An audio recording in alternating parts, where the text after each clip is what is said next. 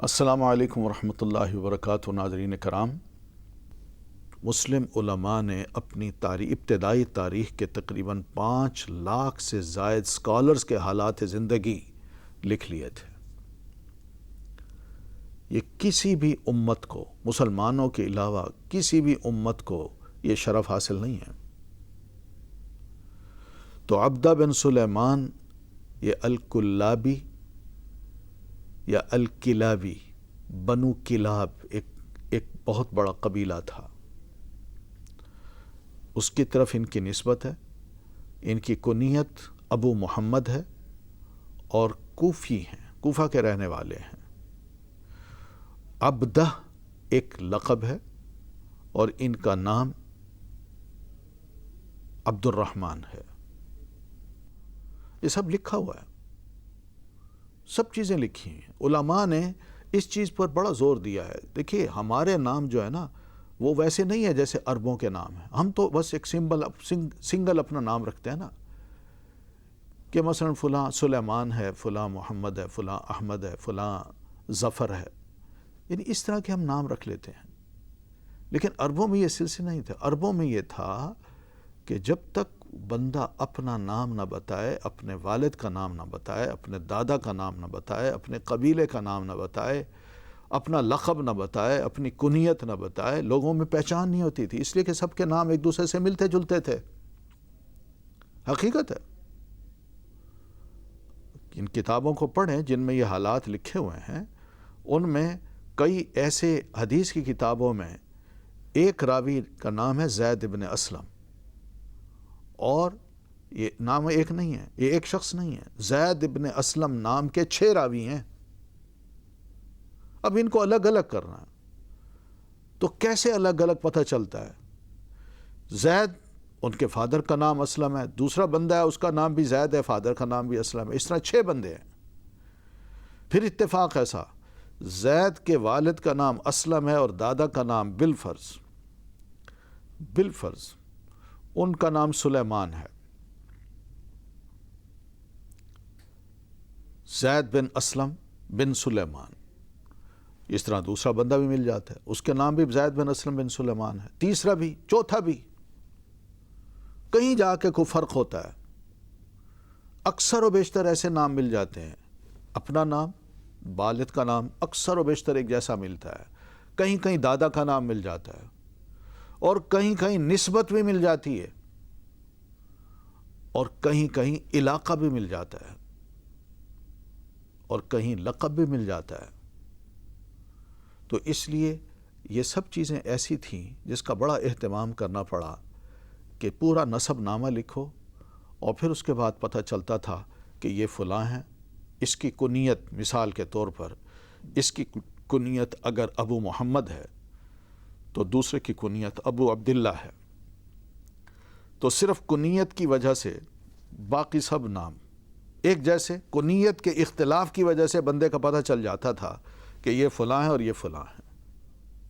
ناظرین، یہ بھی بڑی دلچسپ چیزیں ہیں جو اگر ہم ان علماء کے حالات کتابوں میں پڑھتے ہیں تو خود بھی حیران ہوتے تھے، اور محدثین بھی بڑے حیران ہوتے تھے کہ یہ کیا ہے، اللہ تعالیٰ نے کس طرح اس علم کو نکھارا ہے۔ امام ذہبی رحمۃ اللہ علیہ کی جو تذکرۃ الحفاظ ہے، اس کی ایک ذیل لکھی ہے ابن فہد الہاشمی نے۔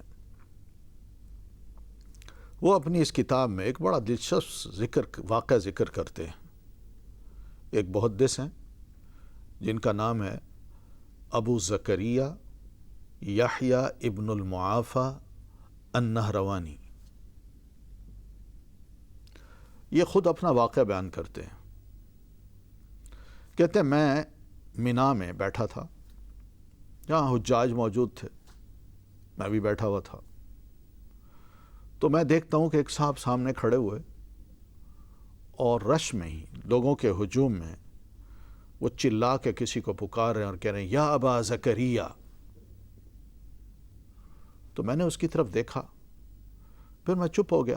میں نے کہا، ابو زکریا لوگوں کی کنیت ہوتی ہے، میری بھی ہے، تو کسی کی ہوگی۔ پھر وہ کہنے لگے، یا ابا زکریا یحییٰ۔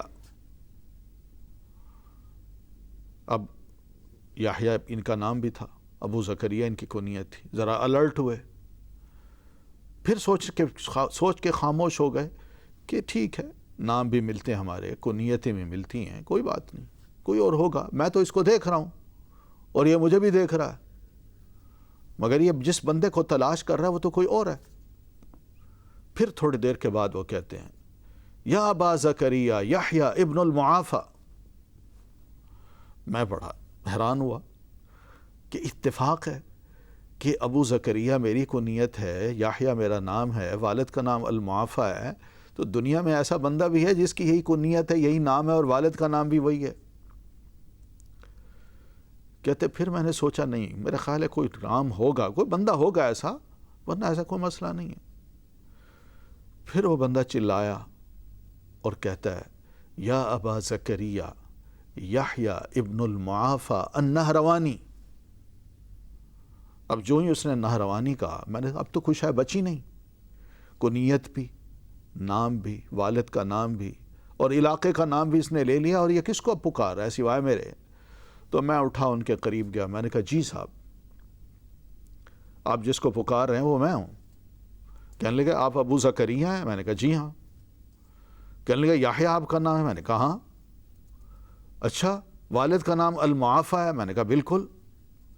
تو کیا آپ النہروان کے رہنے والے ہیں؟ میں نے کہا بالکل۔ پھر مجھے سوچ کے کہنے لگے آپ یہ بتائیے کہ آپ نہروان ایسٹ کے ہیں کہ ویسٹ کے ہیں؟ میں نے کہا میں ایسٹ کا ہوں۔ کہتے نہیں، میں ویسٹ والے کو تلاش کر رہا ہوں۔ دیکھیے، وہ خود کہتے ہیں مجھے پتہ چلا کہ نہروان ایک ایسٹ ہے ایک ویسٹ ہے، مجھے تو علم ہی نہیں تھا۔ نام، کنیت، القاب کس طرح ایک دوسرے سے ملتے ہیں، ان سب کو علیحدہ کرنا اور اس حقیقی بندے تک پہنچنا جس کا نام اس حدیث میں آیا ہے، اس کی روایت میں آیا ہے، اس تک پہنچنا کوئی آسان کام نہیں تھا، آسان کام نہیں تھا۔ یہ تمیز کرنا پڑی تھی ان کو، کیونکہ اگر یہ نہ ہوتی تو ہو سکتا ہے وہ کسی ضعیف کو اتھینٹک سمجھ لیتے اور کسی ویک کو اتھینٹک بنا دیتے۔